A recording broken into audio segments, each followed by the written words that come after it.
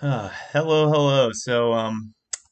I woke up this morning feeling kind of inspired. Actually, not kind of, feeling very inspired. I woke up and it just like as soon as I woke up, this idea came to mind, um, and I had to get it out. So I spent the last hour putting a slideshow together, and here I am, and we'll see how this goes.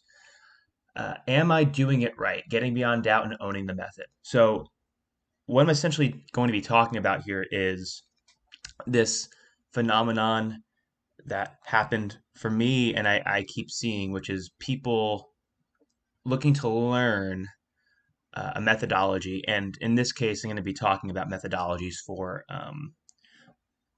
processing our inner wounds, our inner conflicts. Uh, People trying to learn these methodologies and running into this territory of doubt, of wondering if they're actually doing it right. And as we go through it, you'll see the corollary of that. The other side of that is the method right? Maybe the method doesn't work, and these two are mirrors for each other. But I don't want to get too far ahead of myself. Let's just get started.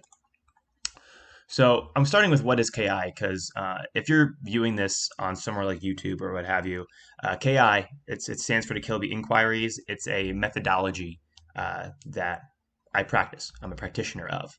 I'm mainly using this as an example. So KI is a methodology for processing our internal conflicts. Now, this is my working definition, and if you ask any other facilitator or Scott, who is the Scott Kilby, is the guy who originated the method with another guy, Dan McClintock. If you ask them, they're going to have different definitions, and they're probably going to have different definitions from one another. But this is my working definition. It's a methodology for processing our internal conflicts. And in this way, it's similar to many other ways that we can try to better ourselves, right? So that includes therapy, life coaching, the work of Byron Katie, or even just having a conversation with a close friend, right? Because all these are ways we might try to process our internal conflicts. And when I say internal conflicts, I just mean these parts in us that disagree with one another. Like for instance, I want to meet new people, but I'm afraid of being embarrassed. I want to set a boundary with my mom, but I'm afraid she's going to get more angry with me if I do so. These are typically subconscious conflicts that just cause stress in our system and suffering. So anyway, the differences between these different methodologies include a how, which is what we're actually doing in each methodology, and a why, which is what we're trying to achieve with the methodology. So, for example, these are quick definitions I came up with, and if you actually ask a therapist, they might say something completely different. But the why of therapy might be to identify and address an underlying mental and or emotional condition, right? Or multiple mental and emotional conditions. The why of life coaching may be to identify and address roadblocks to progress towards one's life goals. Uh, the why of the work might be to identify and let go of beliefs that cause suffering, right? So these whys are like um, how we're framing the context of the methodology, why we're doing it in the first place. Ultimately, these whys don't exist out there in the world, right? But are internalized and understood or misunderstood by the person looking to utilize the method. What do I mean by this? I mean there's no universal why for any methodology, right? If you ask one therapist um, why we do therapy, it's going to be a different answer than what another therapist is going to say. Uh, but what happens is the person that's looking to utilize the methodology to get a certain result may misunderstand the why or have an unconscious assumption about what the why is. And this causes some problems. Doubt in ourselves and in the method. So when we begin to learn a new way of processing internal conflict, and again, that's just my working definition, it's common for us to doubt the process somehow. We doubt whether we're doing it right, which is internalizing the doubt, or whether the process works at all, which is externalizing that doubt. So to address this, we might want to redefine or take personal ownership of the why and the how of the method. So in this case, what I mean by personal ownership is that we are going to adjust the method to work for us. And what that requires is becoming conscious of why we're doing it in the first place, right? What do we think is going to happen from this methodology? So let's figure that out. Let's redefine the why. But the first step in redefining the why is actually defining the why, figuring out why we're already here. Why do you do KI? So is it because you want to work through repression? So for those who don't know, in KI, kind of the place the methodology is at right now is there's a lot of talk about working through emotional repression. So what I'm seeing is a lot of people come to the work and they're like, yeah, I want to work through repression. Okay. So is that why you're here? Is it because you want to uncover your true nature or find enlightenment? I think those are more common ones from the past, but people still show up with that. They're like, yeah, I want to do KI to uncover my true nature or find enlightenment. Is it to more deeply embody that true nature, to embody an awakening that you've had? We're trying to figure out why you're here. So a lack of clarity on the why you're doing the method can muddy the how. When we don't own the why, we can't own the method. That is, make it work for us. We're looking for an outside authority to save us and get into doubt and blame about the method. Internalize as I'm doing it wrong, or externalize as the method doesn't work. So what am I actually saying here? These whys that I put above, I'll get into this in a moment, but they might not be coming from you. It might be something that you think you're supposed to do. You think you're supposed to work through repression or find your true nature or find enlightenment, right? And that way you're not owning the why. You're having an outside authority tell you what your why is. And you're accepting it because you think you should. So when you do that, you can't actually own the method because you're looking to be saved.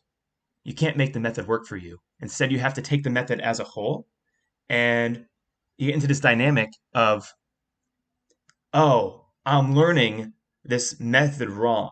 I'm doing it wrong. Or this doesn't work. This authority is wrong. This authority, this method doesn't work. They're wrong. So you get into this. I'll just go to the next part, actually. In this way, the idea of KI is a reflection of your relationship to your own personal sovereignty, that's authority, intuition, and creativity, right? So it's, okay, interjection. The authority is right, KI is right, and I'm wrong. I need to be better. I need to be able to meet this authority figure, KI. Or projection, the authority figure is wrong and I'm right. So I need to go find someone else to follow. I need to go find a new methodology.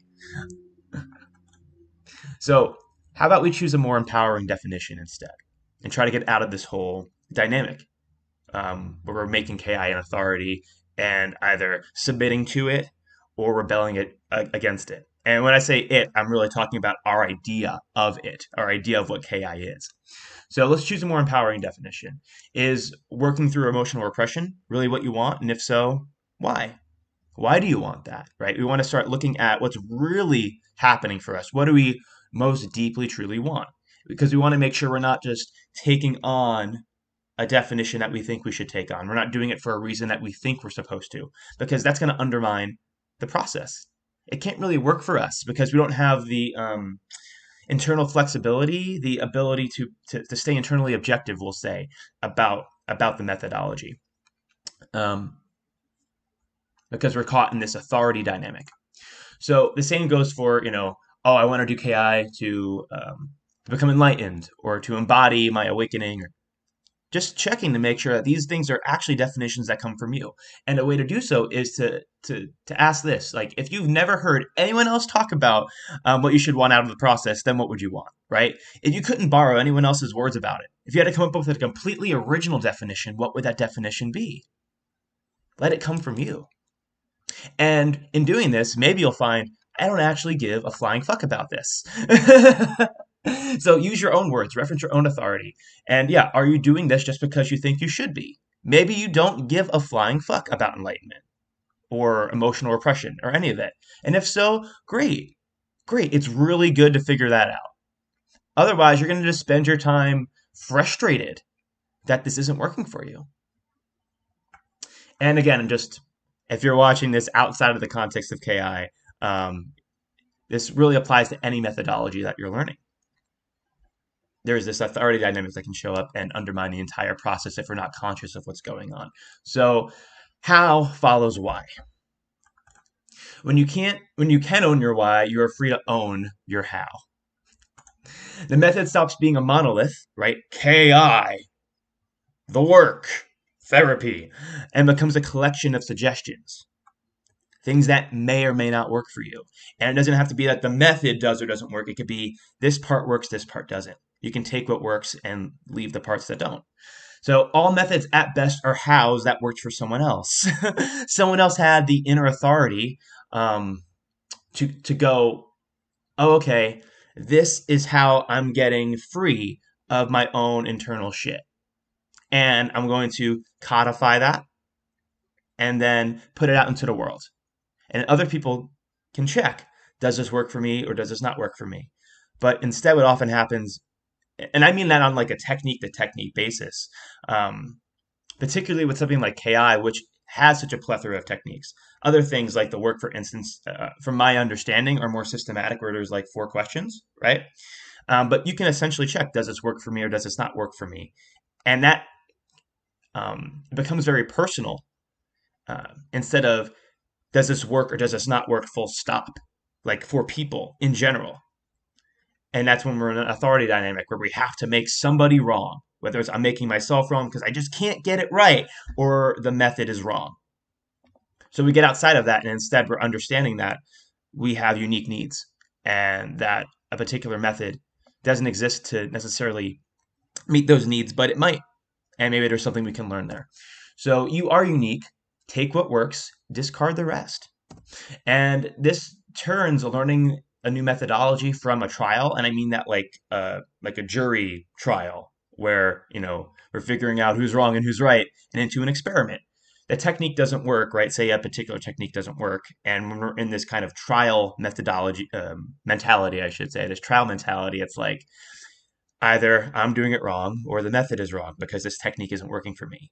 And instead, when we can get out of this authority dynamic and reclaim everything, re-own the why and the how, instead it turns into, this technique isn't working for me at this moment.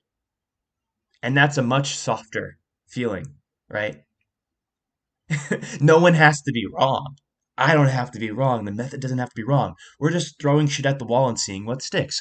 And this is going to open up your creativity and your intuition. You're going to be able to feel your way through what's working for you and what's not working for you. So, yeah, that's my whole spiel for today. Hopefully this helps. If you have any questions, just reach out to me. Let me know. I'd be happy to chat more about this or clear anything up that wasn't clear.